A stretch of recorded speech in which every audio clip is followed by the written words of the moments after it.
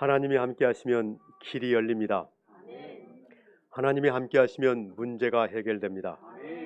하나님이 함께 하시면 어떤 질병도 치료가 됩니다. 문제는 오늘 우리가 하나님이 나와 함께 하신다는 사실을 잃어버리기 때문에 우리 안에, 우리 가운데 문제가 생기는 것입니다. 그것은 우리를 향한 하나님의 기쁘신 뜻이 아님을 기억하고 항상 승리하는 여러분 모두가 될 수 있기를 바랍니다. 여러분, 우리 인간이 어떤 존재입니까? 우리 인간은 매우 연약한 존재입니다. 우리 인간이 연약한 존재라는 것은 우리가 흙으로 만들어졌기 때문에 그렇습니다. 흙은 철이나 돌보다 약합니다. 또한 성경은 사람을 질그릇으로 표현하기도 합니다. 질그릇은 함부로 다루면 쉽게 상합니다.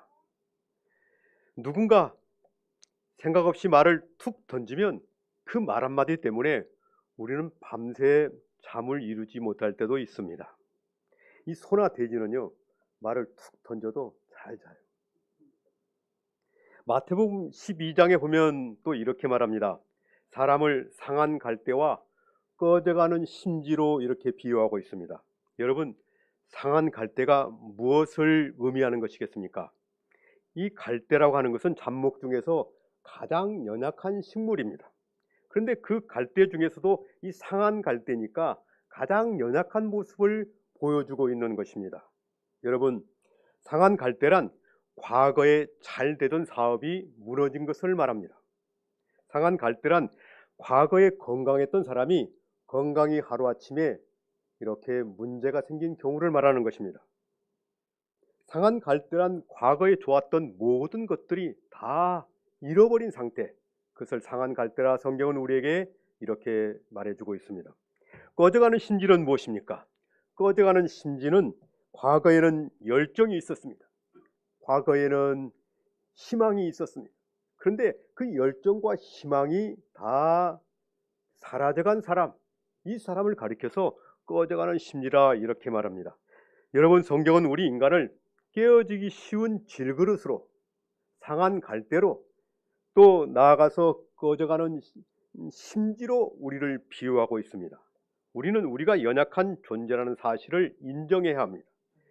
태풍이나 홍수가 올 것 같으면 짐승이나 새들은 미리 알고 안전한 곳으로 대피를 합니다. 심지어 이 홍수가 날 것 같으면 개미와 같은 미물들도 미리미리 이 대비를 하는 것을 보게 됩니다. 그러나 사람은 연약해서 자신의 이치가 어떤 것인지, 자신이 누구인지를 잘 깨닫지 못하는 경우가 너무 많습니다. 동물 중에서도 사람은 가장 연약한 존재로 잠시 후의 일을 알지 못하는 것이 인생의 모습입니다. 세상에 강한 사람이 있습니까? 강한 사람을 들라 그러면 성경에서 우리는 삼손을 들잖아요. 여러분, 삼손은 들릴라라고 하는 여인 앞에서 지극히 연약한 어린아이처럼 그렇게 쉽게 무너지는 모습을 우리에게 보여주고 있습니다. 그런가 하면 엘리야라고 하는 참 특출한 선지자가 있습니다. 이 선지자는 이방 선지자 850명을 단칼에 죽이는 정말 어마어마한 선지자처럼 보였는데 이 이세벨의 위협 앞에 도망을 칩니다. 그 말 한마디에 참 죽을까봐 도망치는 그 나약한 모습. 그리고 노듭나무 아래서 나를 죽여주옵소서라고 불평하는 그런 모습을 보여주고 있습니다. 12 제자 중에 베드로를 보세요. 다른 모든 사람은 주를 부인할지라도 나는 결코 주를 부인하지 않겠습니다, 이렇게 말했던 베드로, 계집종 앞에서 나는 예수를 결코 모른다라고 부인하는 그 나약한 모습을 우리에게 보여주고 있습니다. 여러분, 우리는 하찮은 모기에 물려도 우리는 고통을 받지 않습니까? 그런가 하면 이 바이러스, 우리가 코로나19 바이러스에 의해서 얼마나 많은 사람들이 죽어갔습니까? 조금만 넘어져도 우리는 다치고 깨어집니다. 본문의 연약함은 성경 원문에 보면 복수로 되어 있습니다. 우리의 연약함이 한두 가지가 아니라는 것입니다. 우리의 마음도 연약하고 우리의 육체도 연약합니다. 여러분, 2023년 새해가 시작되면서 많은 결심을 하셨을 것입니다. 새해에는 내가 성경을 한번 읽으리라. 새해에는 내가 어떤 일이 있더라도 화를 내지 않으리라. 또 어떤 사람은 나는 새해에는 기도를 좀 많이 해야 되겠다. 내 꿈과 목표를 이루어가기 위해서 하나님의 도움이 절실히 필요하니 나는 기도를 많이 해야 되겠다. 이 다양한 결심을 하셨을 것입니다. 오늘 3월 19일 이렇게 많은 시간이 흘러갔는데 여러분 그 결심을 잘 실천하고 계신가요? 강한 결심이 강한 자세를 갖다 줍니다. 여러분 우리 육체도 사실 힘이 연약합니다. 나이 40이 될 때까지만 하더라도 감기 한번 걸리지 않던 사람이 나이 50이 되면 하나씩 아프기 시작합니다. 눈이 나빠진다든지 이가 문제가 생긴다든지 뭐 소화가 잘 안 된다든지 나이 60이 되면요 여기저기 아픕니다. 나이 70이 되면 많이 아파요. 나이 80이 되면 아파도 자식들에게 아프다는 말을 못해요. 우리 모두는 다 아픕니다. 제가 이렇게 말했던 어떤 청년이 그러더라고요. 목사님 저는 안 아픈데요. 그래서 자네는 무좀도 없는가 그랬더니 말을 하지 않더라고요. 또 작은 유혹에도 사람들은 쉽게 무너집니다. 남자들은요 차를 운전하고 가다가 멋진 여인이 미니스커트를 입고 딱 지나가는 모습을 보면 고개가 쫙 돌아가다가 대형 사고를 일으킵니다. 여자들은 어떤가요? 백화점의 유혹을 이겨내지를 못합니다. 세일 기간이 되면 무언가 가봐야 돼. 마음이 졸여서 집에 앉아있지를 못합니다. 하와는 먹음직하고 보암직하고 지혜롭게 할 만큼 탐스러운 그 선악과에 무너졌습니다. 여러분 인생을 살다 보면 어떠한 도움도 받을 수 없는 홍해가 이 홍해와 같은 것이 우리 앞을 탁 가로막고 있을 때가 있습니다. 어떤 길도 보이지가 않고 어떤 비상구도 보이지 않는 그런 절박한 상황에 우리가 처할 때가 있다는 이야기입니다. 그런가 하면 어떤 때는 내 앞에 갑자기 여리고성이 딱 나타납니다. 아무리 보아도 무너질 것 같지 않은, 도대체 이것이 왜 내 앞을 가로막고 나의 가는 길을 방해하는가? 아무리 보아도 움직일 것 같지 않은 이 태산 같은 어려움이 내 앞에 시련으로 다가올 때가 있다는 이야기입니다. 그런가 하면 어떤 때는 거대한 함성을 지르는 골리앗이 내 앞에 딱 나타납니다. 이 골리앗은요 함성이 무섭습니다. 여러분 어느 날 병원에 갔더니 당신은 암이요. 이것은 골리앗의 음성입니다. 어느 날 은행에 갔더니 당신은 파산이요. 이건 골리앗의 음성입니다. 골리앗의 함성은 어떤 도움도 우리로 하여금 기대할 수 없게 만드는 것이 골리앗의 음성입니다. 이 골리앗의 함성은 돈의 문제일 수 있고 자녀의 문제일 수 있고 건강의 문제일 수 있고 사업의 문제일 수 있습니다. 왜 하나님은 우리를 이렇게 약하게 만드셨을까요? 우리의 연약함에 도움을 받을 수 있는 방법이 없을까요? 바울 사도는 고린도후서 12장 9절에 이렇게 우리에게 말씀해 주고 있습니다. 나의 여러 약한 것들에 대하여 자랑하리니 이는 그리스도의 능력이 내게 머물게 하려 함이라. 여러분 사람은 연약해져야 하나님의 도움을 찾습니다. 여러분은 언제 하나님을 많이 찾았습니까? 약할 때 하나님을 찾게 되어 있습니다. 내가 너를 만나고 싶다. 하나님은 계속해서 나를 부르시고 찾고 계시지만 하나님을 찾지도 두드리지도 만나려고 하지도 않는 그 모습을 보시고서 하나님은 우리에게 연약함을 허용하시는 것입니다. 사람은 약해져야 하나님의 능력이 그 사람에 머물기 때문에 그렇습니다. 오늘 본문에 이와 같이 성령도 우리의 연약함을 도우시나니 이렇게 말합니다. 성령님은 어떤 어려움이 와도 우리의 믿음을 보고 도와주신다는 말씀입니다. 여기 본문에 이 돕는다는 단어가 현재형으로 쓰여 있습니다. 이 성령님은 과거에 도와주신 일을 말씀하시지 않고 또 미래에 도와주실 약속을 말씀하시는 것이 아니라 오늘 이 예배 시간에 여러분 각자의 도움을 하나님이 도와주시겠다 그런 말씀입니다. 우리의 약함을 연약하다는 이유로 모든 사람이 다 떠나간다 할지라도 떠나지 않고 버리지 않겠다 이렇게 약속을 하십니다. 여러분 장사익 선생을 혹시 아시나요? 그 노래 부르시는 그 창도 아니고 가요도 아니고 이렇게 애조를 띄면서 부르는 그분 꽃구경이라는 노래를 혹시 아시나요? 모르시면 집에 가서 유튜브로 한번 장사익 꽃구경을 한번 꼭 들어보실 필요가 있습니다. 제가 이 말씀을 드리는 이유가 있습니다. 어느 날 아픈 어머니를 이렇게 아들이 그럽니다. 어머니 지금 꽃도 피고 봄도 왔는데 좀 꽃구경을 갑시다.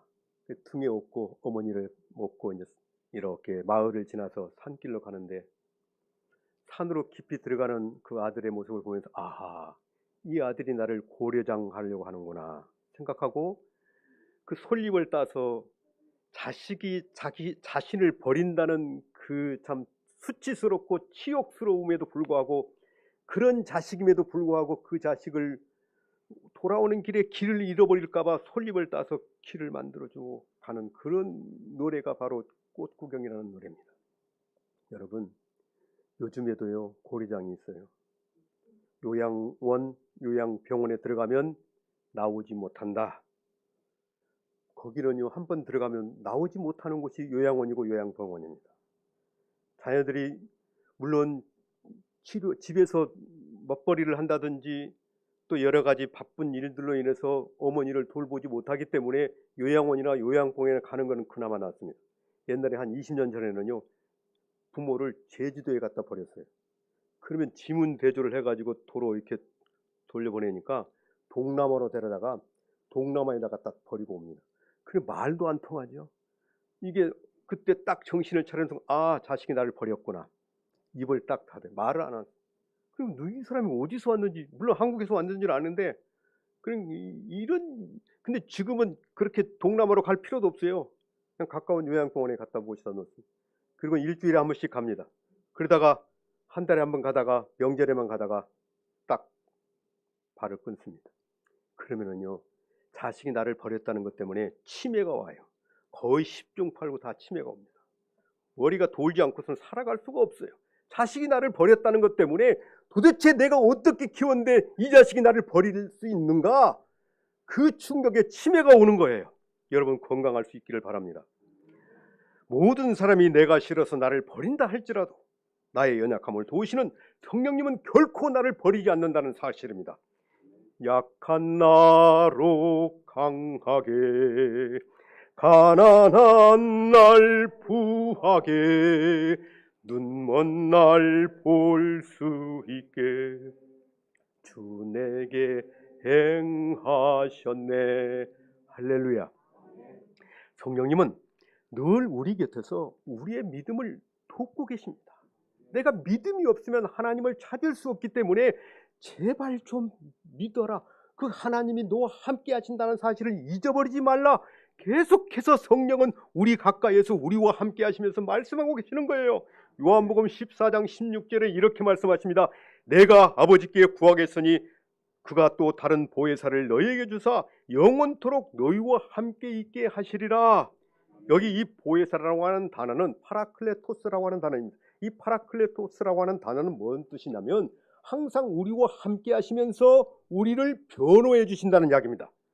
우리가 잘할 때만 변호해 주시는 것이 아니라 내가 실수하고 잘못하고 나쁜 짓을 했을지라도 성령님은 나를 도와주신다는 거예요.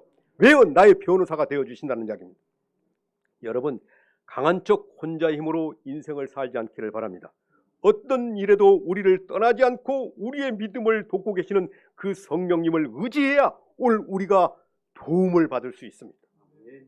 여러분 몸에 생각지 않은 어떤 질병이 생겼습니까? 여러분 마음에 쉴 수 없는 어떤 상처가 있습니까?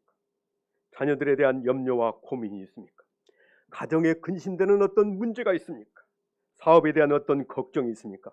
여러분 미래에 대한 어떤 근심과 두려움이 있습니까?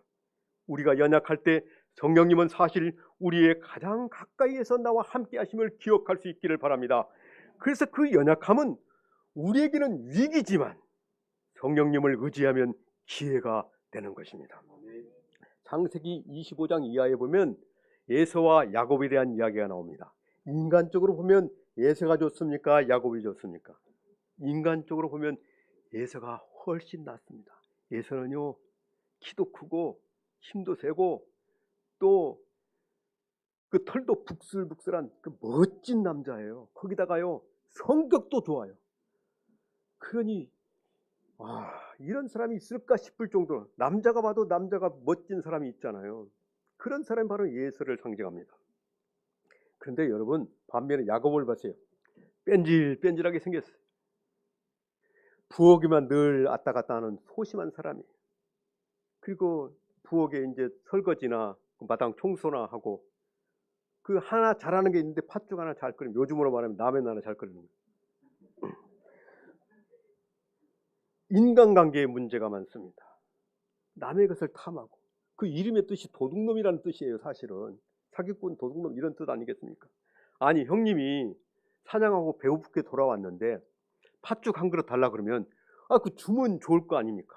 그런데 그 순간에 그 기회를 틈타서 이권에 개입하는 이 약삭빠른 야곱의 모습을 보세요. 그런데요, 성경은 우리가 이해할 수 없는 말씀을 하십니다. 로마서 9장 13절 말씀에 보면 내가 야곱은 사랑하고 에서는 미워했다 이렇게 말합니다. 도대체 하나님이 정신이 있는가 없는가 이런 생각이 들지만 우리가 이것을 새겨봐야 될 말씀이라는 이야기입니다. 무슨 말인가 하면, 에서는 어떤 사람을 상징합니까? 에서는 장자로 태어났기 때문에 아버지의 모든 유산을 물려받습니다. 그는 돈에 대한 걱정이 없는 사람입니다. 미래에 대한 염려가 없습니다. 몸도 건강하고 학벌도 좋고 거기다가 직장까지 좋습니다. 그는 하나님을 찾을 이유가 없는 사람처럼 착각하며 살 수밖에 없도록 환경이 너무, 요즘으로 말하면 금수저인 것입니다. 에서의 상징은 몸이 건강하고 돈이 있고 실력이 있어서 미래가 보장되어 있는 것처럼 보이는 사람을 에서라고 상징할 수 있습니다. 야곱은 어떤 사람입니까? 성격에 문제가 있습니다.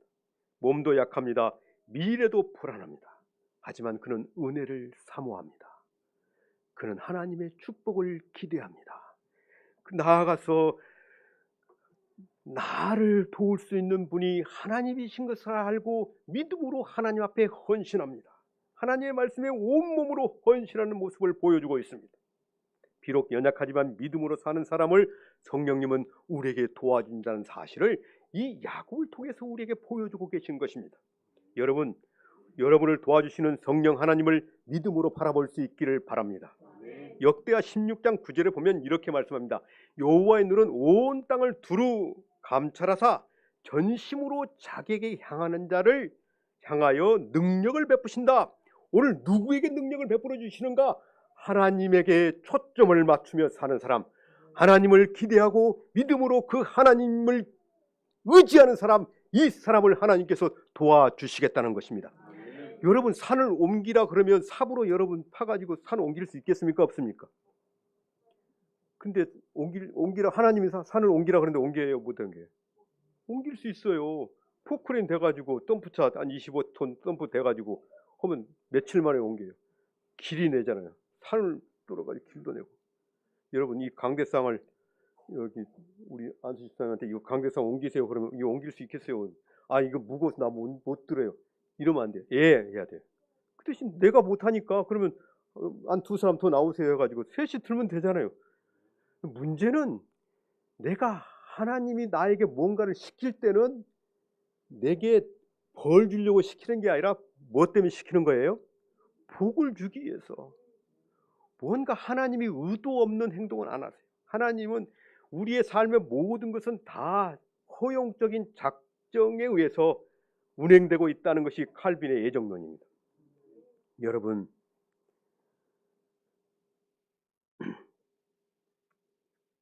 성경을 보면 하나님이 쓰시는 사람은 다 광야의 길을 걸어갔습니다. 여러분, 광야는 무엇을 말합니까? 광야는 불편한 환경을 말합니다. 광야는 무엇을 말합니까? 광야는 고독한 환경을 말합니다. 광야는 무엇을 말합니까? 광야는 가난하여 불편한 삶을 사는 것을 말합니다. 광야는 무엇을 말합니까? 광야는 육체의 질병으로 고통스러운 환경에 처한 것을 말합니다. 하나님이 쓰시는 사람은 다 이 광야의 길을 통과한 사람들입니다. 여러분이 혹시 광야에 계시다면, 사실 어찌 보면 이 세상은 광야예요. 하나님만 의지해야 돼요. 하나님께서 이스라엘 백성들을 40년 동안 광야에서 훈련시킨 게 뭔지 아세요? 만나를 먹이면서 훈련시킨 것은 너희들은 하나님만 바라봐라. 가나안에 들어가서도 하나님만 바라봐라. 거기에 사는 길이 있고 거기에 해결되는 답이 있다. 그것을 40년, 1, 2년 갖고 안 되겠기에 40년을 훈련시키신 거예요. 도와주시는 성령 하나님을 믿음으로 붙잡아야 그 성령 하나님께서 우리를 도와주시는 거예요. 우리가 연약할수록 전능하신 하나님의 손을 붙잡아야 우리가 살 수 있습니다.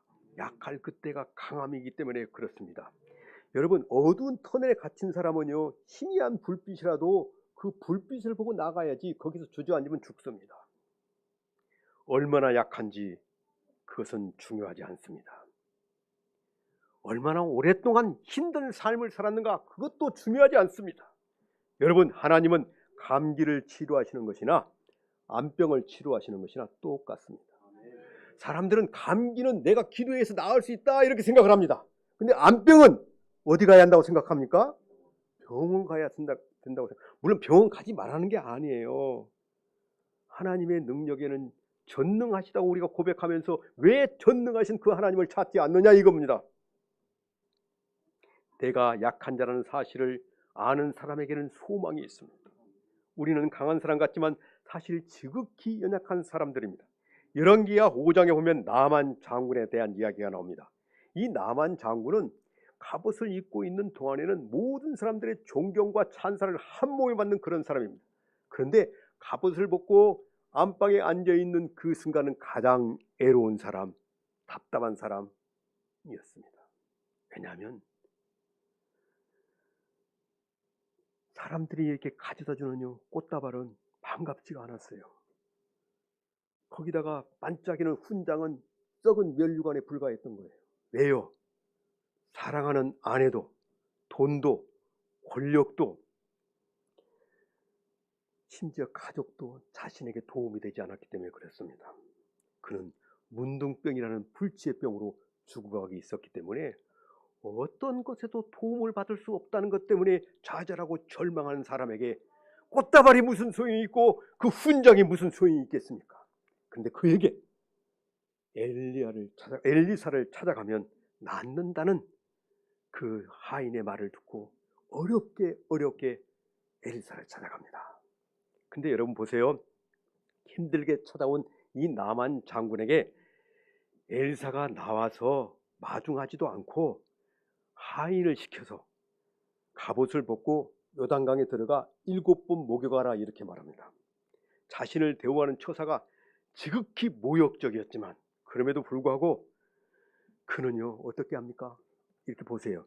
이 나만 장군이 갑옷을 벗는다는 것은 죽는 것보다 더 고통스러운 거예요. 왜냐하면 이 장군이 자신의 문둥병을 모든 사람에게 보여준다는 것은 얼마나 이게 수치스러운 일입니까? 얼마나 모욕스러운 일입니까? 그런데 그것도 이방 나라에서 옷을 벗고 모든 사람들에게 나는 문둥병입니다라는 걸 밝힌다는 사실이 얼마나 힘든 일이었겠습니까? 그럼에도 불구하고 요단강에 7번 들어갔다 나왔더니 깨끗이 문둥병이 치료가 되었습니다. 할렐루야. 내 흐르는 눈물 주가 닦아주셨죠. 여러분, 여러분의 눈물을 누가 닦아줄 수 있습니까? 옆에 있는 아내나 남편도 자식도 여러분의 모르게 흐르는 눈물을 닦아줄 수가 없어요. 오직 나와 함께 하시는 성령 하나님, 나를 사랑하시는 주님만이 나를 위로하고 내 눈물을 닦아줄 수가 있습니다. 그것을 잃어버리면 안 돼요.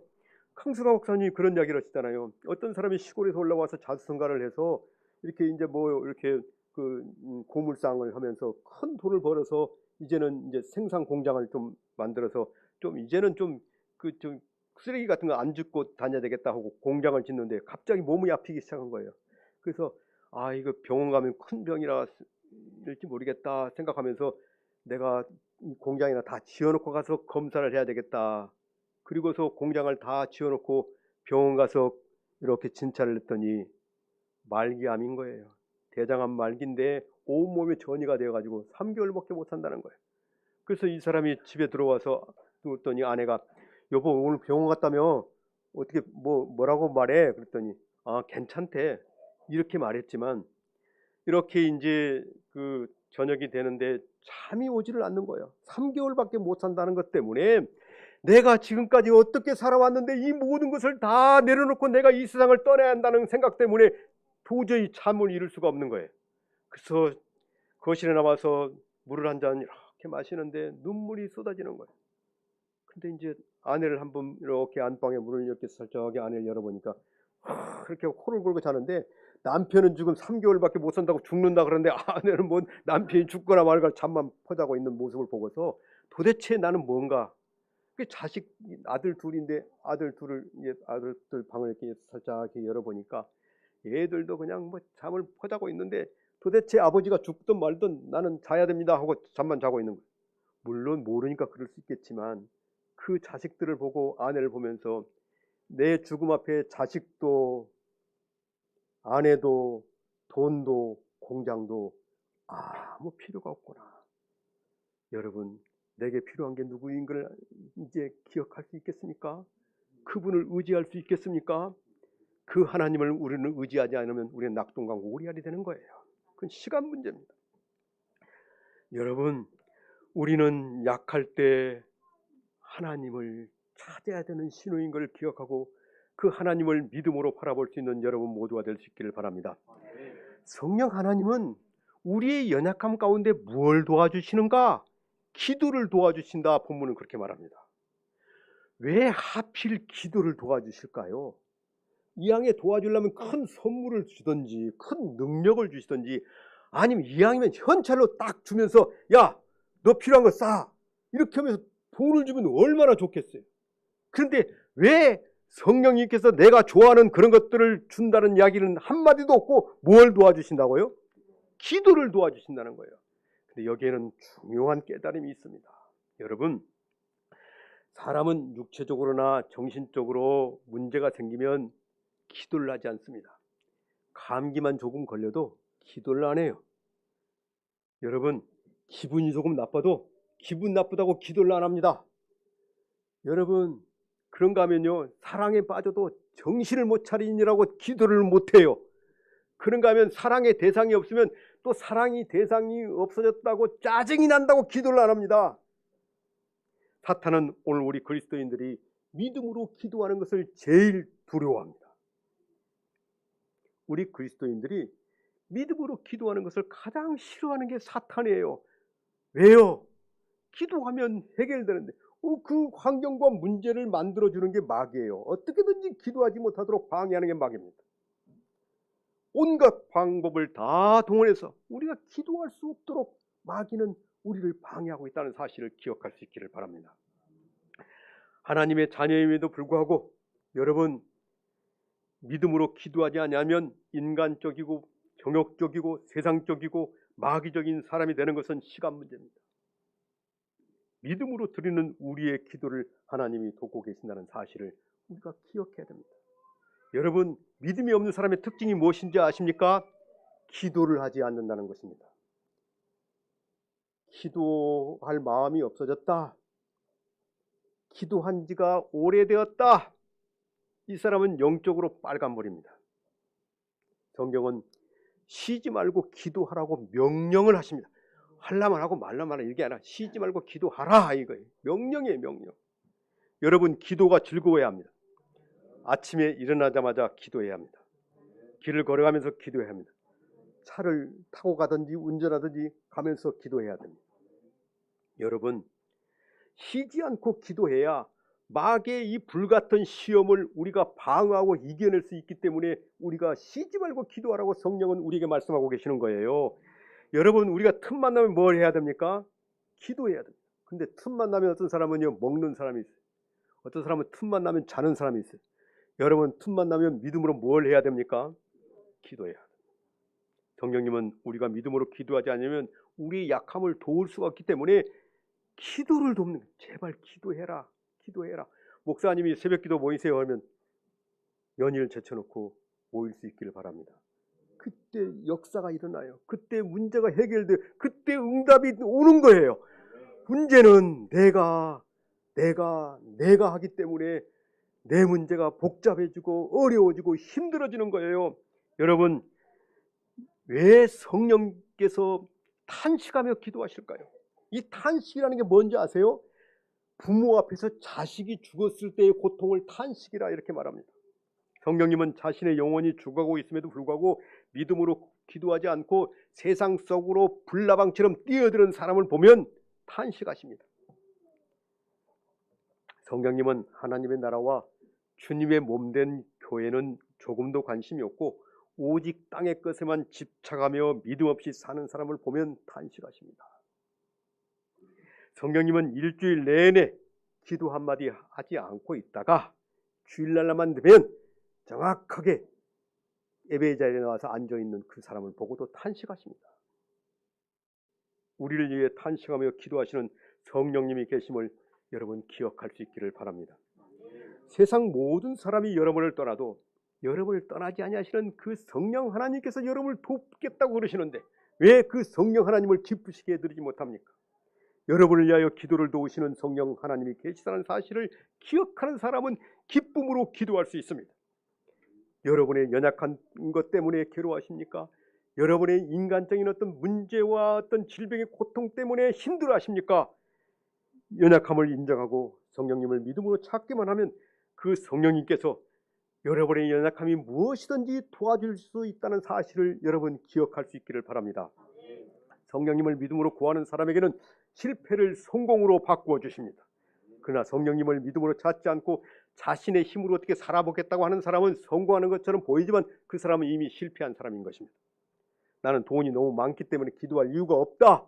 그 돈 하나님이 불어버리시면 한순간에 다 날아갑니다. 나는 건강하기 때문에 기도할 이유가 없다. 그 건강이요 한순간에 무너집니다. 나는 사업이 너무 잘 되어서 기도할 이유가 없다. 그 사업 무너지는 건 시간 문제입니다. 하지만 성령님을 믿음으로 찾는 사람은 약함이 강함이 되고 문제가 복이 되고 시험이 찬송의 제목으로 바뀌는 것을 여러분 아십니까? 히브리 11장에 그 믿음의 사람들이 다 기도에 성공한 사람들 아니겠습니까? 헌신에 성공한, 기도에 성공한 사람들의 이 비결을 한번 가만히 보세요.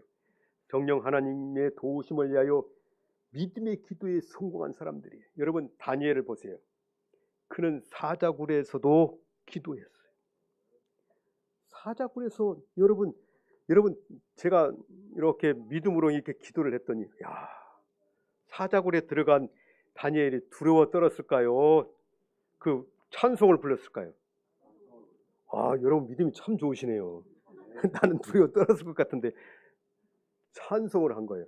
오히려 사자들이 발발 떠는 거예요. 여기 하나님의 사람이 들어왔는데 우리가 어떻게 이 사람을 도와줘야 될까? 오히려 사자들이 두려워서 막 이 다니엘을 돕기 위해서 벌벌 떠. 왜요? 하나님의 사람이기 때문에 그렇습니다.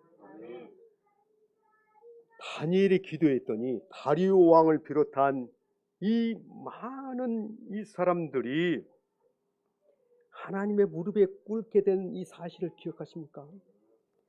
여러분 바울 사도가요 로마 그 복음을 위해서 기도하니까 제자들이 그랬어요.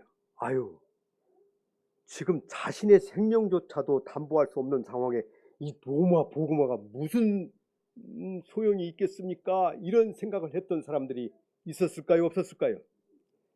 다니엘 바울 사도가 로마 복음화를 위해서 기도했을 때 많은 사람들은 그것을 이해할 수가 없었어요. 사실은. 그런데 여러분 이 대로마 제국이 예수 그리스도의 무릎에 꿇게 된 것이 무엇입니까? 기도의 능력 아니겠습니까? 우리의 연약함을 도우시는 성령 하나님께 믿음으로 기도할 수 있는 여러분 모두가 될 수 있기를 바랍니다. 그분의 도움을 믿음으로 구하면 순식간에 기적이 일어납니다. 그분의 도움을 믿음으로 구하면 순식간에 홍해가 갈라집니다.